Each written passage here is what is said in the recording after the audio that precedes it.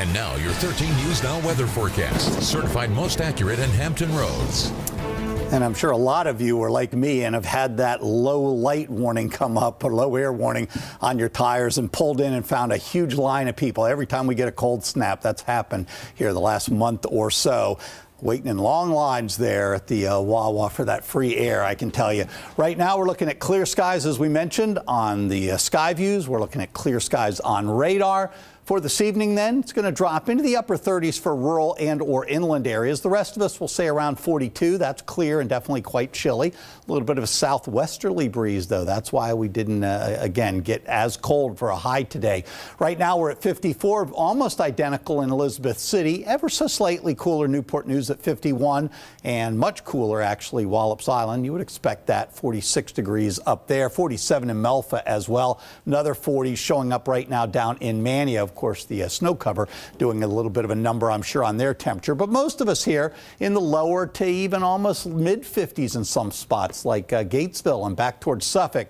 A huge change compared to yesterday. Up 15, 16, 19 degrees, again, compared to yesterday. Virginia Beach, you notice, wasn't up very much, because yesterday their sensors were off. They were way, way off. Meanwhile, temperatures then this evening dropping back, as we said, under those clear skies through the 40s.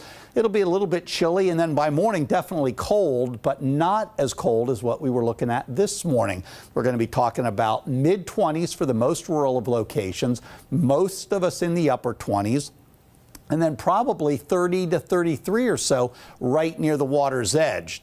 10 o'clock then on Saturday, if you decide to sleep in, maybe you stayed out late, temperatures will already be up to 40s at that point, which is chilly, but again, not that far from normal. And in fact, by afternoon, remember yesterday we were saying that the Futurecast numbers were too low. We needed to really up them for today. Well, that turned out to be true.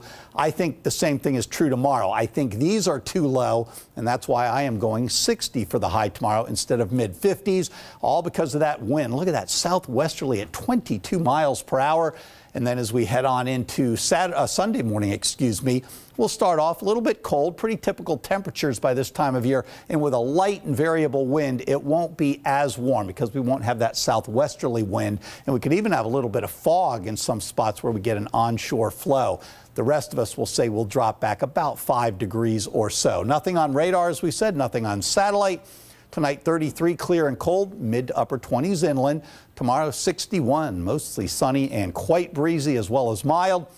Tomorrow night, 39, mainly clear, slightly less cold, and then the 7-day forecast, only 57 on Sunday. There will be a few spots, I think, with an onshore flow that are even a little bit cooler than that. And then 63 on Monday. 65 is the top of the scale there on Tuesday, with rain likely at times, at least some occasional showers. 52 on Wednesday, then back down to 47, back down to 41. But even then, that's a lot better than we've seen lately, even with a cool down. All right, thanks, Jeff.